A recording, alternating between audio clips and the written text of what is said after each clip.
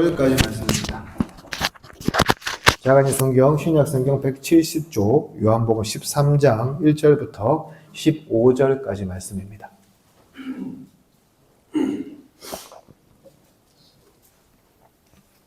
요한복음 13장 1절부터 15절까지 말씀 우리 한 절씩 교독하도록 하겠습니다.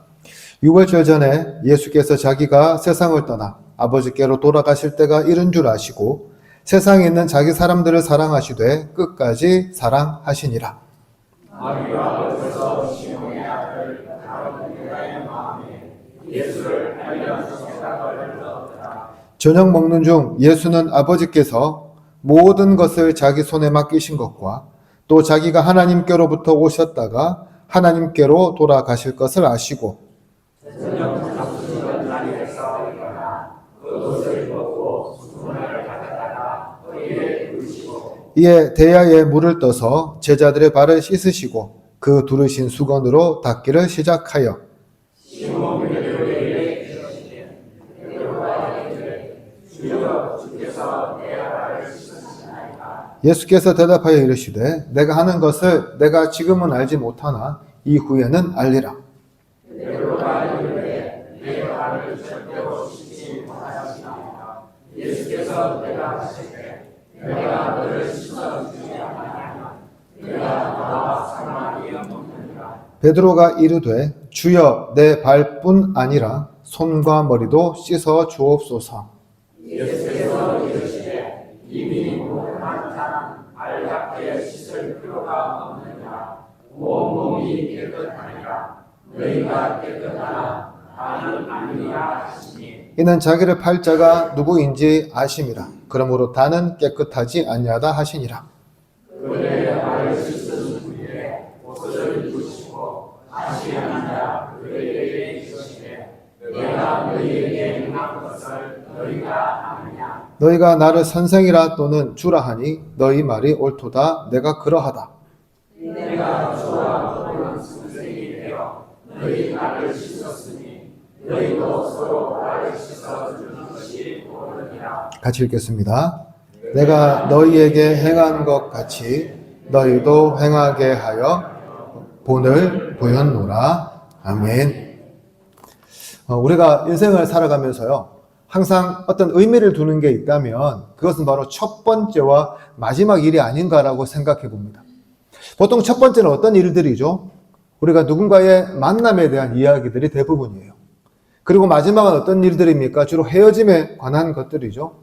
오늘 본문에서 예수님은 이 땅을 살면서 공생애의 마지막, 즉 제자들과의 헤어짐과의 자리에서 행한 한 사건을 오늘 본문은 소개하고 있습니다. 요한복음은 여러분 잘 보시면 아시겠지만 다른 복음서와는 조금 다릅니다. 그래서 공관복음이라 부르지 않아요. 그리고 최후의 만찬도 마찬가지예요. 우리가 잘 아는 최후의 만찬 이야기가 요한복음에는 나오지 않습니다. 대신에 식사를 하던 중에 예수님께서 제자들의 발을 씻기신 사건은 또 유일하게 소개하고 있습니다. 그런데 이 제자들의 발을 씻기기 전에 오늘 보면 1절에 보면 이렇게 말씀하죠.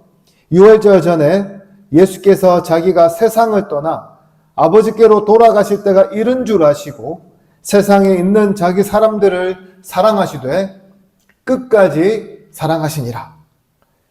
여기서 끝까지라는 말은 예수님께서 죽음을 앞둔 그 순간까지 자기 제자들을 놓지 않았다는 사실을 우리에게 잘 보여줍니다.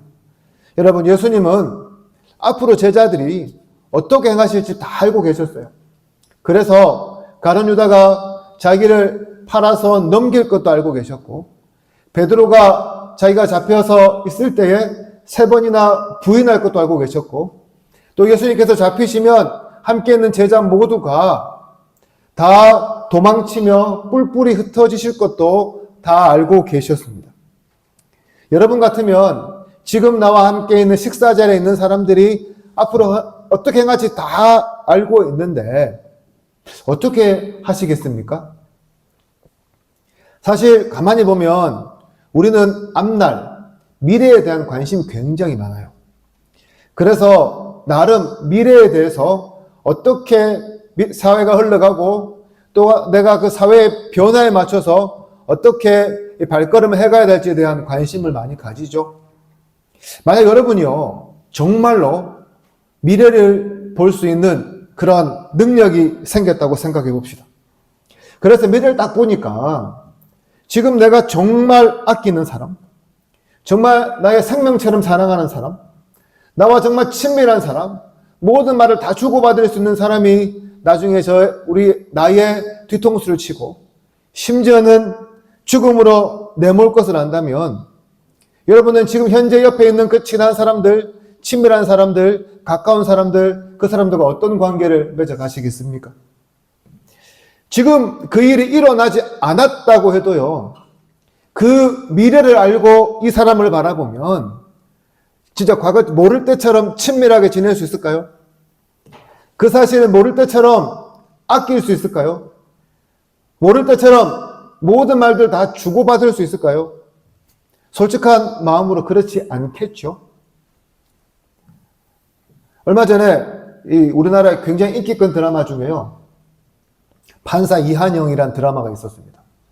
그 드라마 내용이 어떤 거냐면 이 판사가 좋은 판사는 아니에요. 비리도 있는 판사인데 어떻게 해서 이 사람이 누명을 쓰고 살인을 당하게 됩니다. 그리고 나서 눈 떠보니까요, 10년 전에 회귀가 되어 있는 거예요. 미래에서 온 사람이죠. 그 미래의 결과를 다 알고 이제 내가 왜 죽었을까를 추적하면서 자기를 죽게 만든 사람들에게 복수하는 그런 내용입니다. 그렇습니다. 우리가 미래를 안다면, 그래서 이 미래에 이 사람이 나에게 안 좋은 영향력을 줄 것을 안다면 솔직한 마음으로 지금 이 순간 아무리 친밀하다고 하더라도 우리가 그 사람을 사랑의 눈으로 쳐다보기가 굉장히 힘들겠죠. 예수님이요, 바로 지금 그런 상황에 계신 거예요. 제자들이 어떻게 할지 다 알고 계세요? 우리 같으면 어떻게 하겠습니까?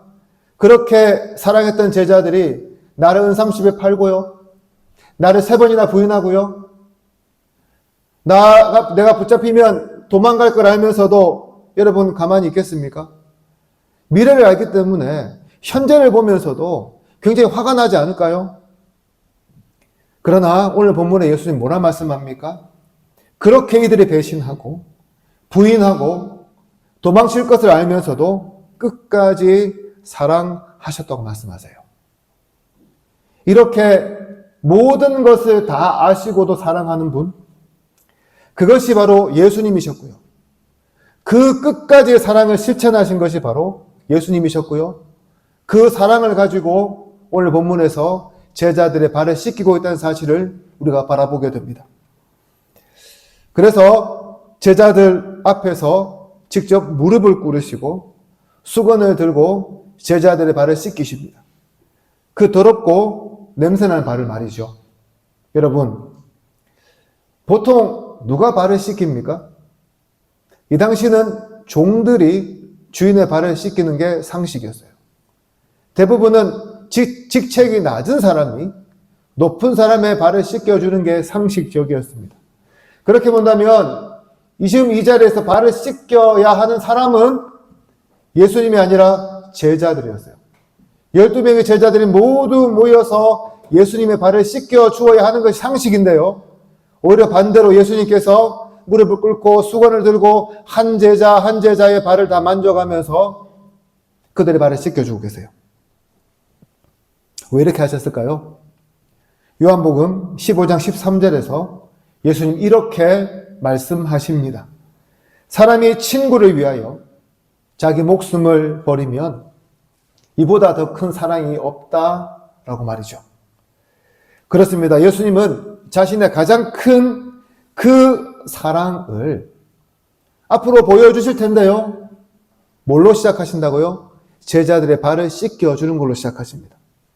그리고 이제 곧 십자가에서 자신의 몸을 버리심으로 그 사랑을 완성하게 될 것입니다. 무슨 말입니까? 지금 제자들의 발을 씻기는 그 손은 곧 우리를 위해서 십자가 위에 흘리실 그 보혈로 뒤덮이게 될 거예요.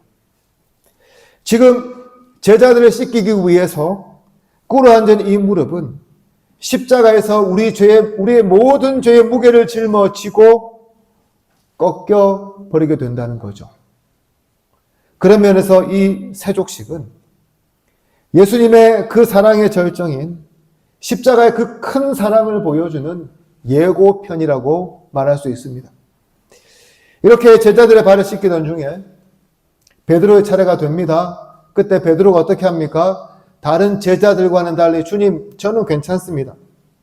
주님, 제 발을 씻으시면 안 됩니다. 어떻게 감히 주님이 제 발을 씻겨 주십니까? 라고 이렇게 거절하죠. 왜 거절했을까요? 이것은 사회적 관습으로요, 맞지 않는 그러한 일이었기 때문입니다. 그의 거절에 예수님이 이렇게 대답하세요. 내가 너를 씻지 않으면 너는 나와 아무런 관계가 없다. 그 말을 듣고 깜짝 놀란 베드로는 이번에는 그럼 발만 아니라 머리와 손도 다 씻어 주세요라고 대답합니다. 여러분, 베드로가 누구입니까? 예수님의 수제자죠. 열정으로 따지자면 둘째가라면 서러운 사람입니다. 주님에 대해서 누구보다도 잘 알고 있었습니다. 그래서 예수님을 구주로 고백하기까지 해요. 예수님은 그에게 교회를 맡긴다고 하세요. 그 정도로 대단한 제자인데 그가 여전히 왜 예수님께서 이 일을 행하는지 깨닫지 못하고 있습니다. 그래서 예수님 뭐라 말씀하십니까? 다시 이미 목욕한 사람은 발만 씻으면 된다라고 말씀하세요. 이 말씀은 우리를 온전히 깨끗하게 하실 분은 예수님밖에 없고요. 예수님께서 우리를 씻어주시지 않으면 우리는 주님과 아무런 관계도 맺을 수 없는 그런 사람이라는 것을 잘 보여줍니다. 여기서 목욕이 뭘까요? 우리 죄를 단번에 씻어주신 예수님의 십자가 은혜를 의미합니다. 한번 믿음으로 구원받은 자는 온몸이 깨끗하게 되었음을 의미하는 말씀이에요. 그러나 어떻습니까? 우리가 주님 믿고 죄 씻음 받았다고 해서 우리가 이 땅 가운데 죄 안 짓고 살아갑니까? 우리가 예수 믿는 사람이 되었다고 해서요, 우리 몸이 오염되지 않느냐는 거예요. 아니죠. 우리는 이 세상을 살아가면서 또 죄에 오염되고 상처를 입고 마음이 더러워지곤 합니다. 그런 측면에서 뭐라고요? 우리는 날마다 뭘 씻는 사람? 발을 씻는 사람이 되어야 한다는 겁니다. 그렇습니다. 우리는 주님의 보혈로 구원을 받았지만 여전히 죄악 가운데 삽니다. 살아가면서 크고 작은 죄악들, 게으름이나 무관심 같은 그런 죄악들 이외에도 여러 가지 것들로 우리의 영혼의 발을 더럽히며 살아갑니다. 그래도 어떻게 해야 합니까? 그냥 그대로 살아가야 합니까? 아니요, 씻어야 돼요. 어떻게 해요? 주님께 나아가서 예수님께 주님, 제 발을 씻어 주십시오. 다시 주님의 은혜가 필요합니다라고 고백할 수 있어야 합니다. 그렇게 고백하면 주님께서 우리 발을 다시 씻어 주시는 거예요.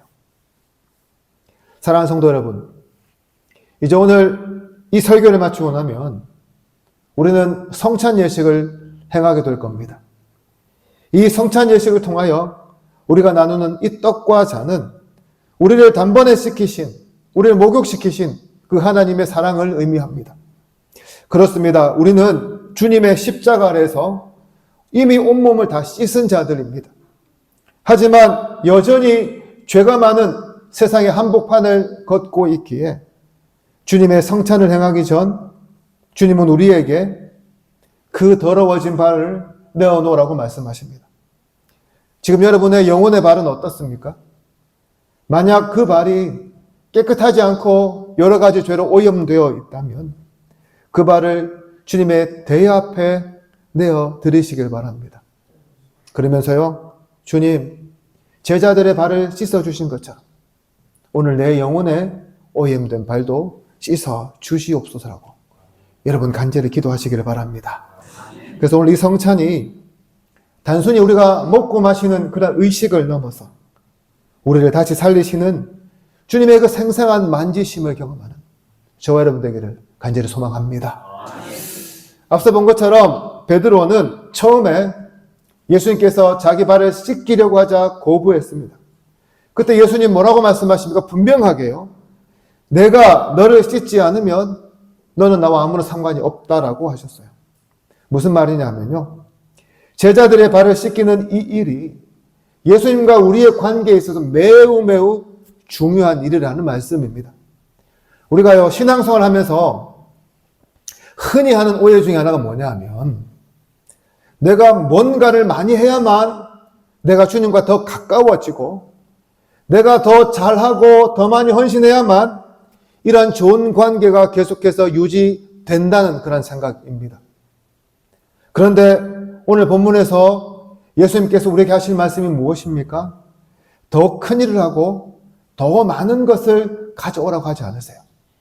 내가 너의 발을 씻기기 위해서 너는 더 많은 것을 나를 위해 행해야 되라고 말씀하지 않는다는 거죠. 그럼 뭐라 말씀합니까? 내가 너를 씻겨야 한다. 너는 그것만 받아들이면 되라고 말씀하세요. 무슨 말입니까? 예수님 우리에게요, 어떤 거창한 것 요구하지 않습니다. 많은 일 하는 것 원하지 않습니다. 큰 것 드리는 것도 원하지 않으세요. 뭘 원하십니까? 주님은 단순히 주님의 그 사랑을 우리에게 받아주기만 하면 된다고 말씀하세요. 사랑하는 성도 여러분, 오늘 저와 여러분들은 예수님의 이 사랑 받을 준비가 되어 있는 사람들입니까? 아무 공로 없고 죄악으로 가득한 우리에게 직접 다가오셔서 사랑하신다 말씀하시고요, 자신의 모든 것을 다 내어주신 그 사랑을 과연 우리가 받을 준비가 되어 있느냐는 말씀이에요. 혹시라도 내가 주님, 내가 무슨 염치로 그걸 받을 수 있습니까? 주님, 나 이거 못 받습니다라고 베드로처럼 말하고 있는 것이 저와 여러분 아닐까요? 우리나라 사람들 특징이 뭡니까? 염치 굉장히 중요하게 여기죠. 그래서 신세지는 거 굉장히 부담스러워합니다. 그래서 하나님의 은혜 앞에서도 주님, 내가 적어도 이만큼 해야 하지 않겠습니까? 라고 체면을 차릴 때가 굉장히 많아요.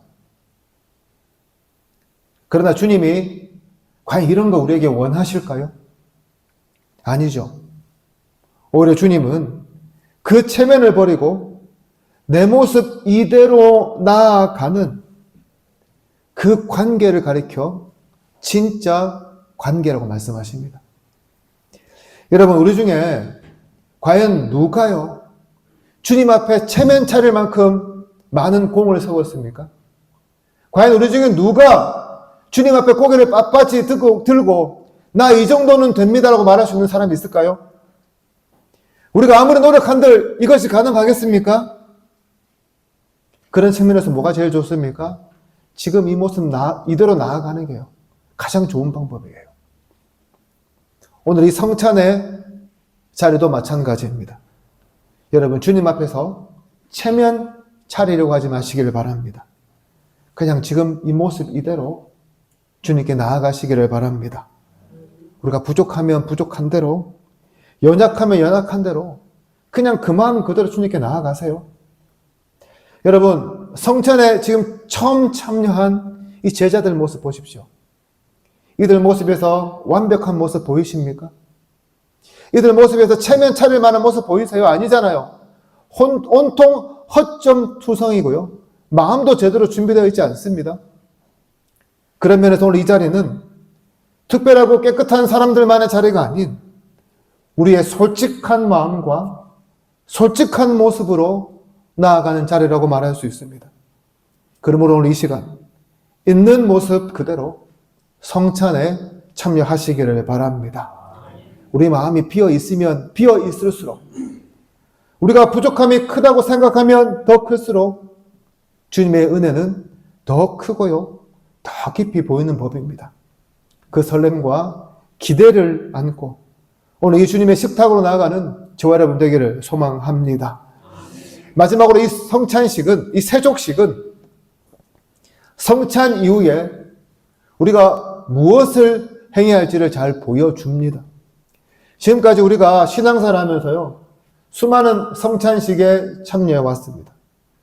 그 성찬식에 참여하면서 우리는 주로 주님의 고난을 묵상하고 우리를 위해서 십자가에 못 박혀 죽으신 그 주님께 감사하는 그런 시간을 보통 가졌죠. 그리고 나서는 어떻습니까? 성찬식 끝났으니까 이제 우리 다시금 옛날처럼 편하게 살자라고 생각해 보신 적 없으십니까? 보통 우리 성찬식이 이렇게 마무리됩니다.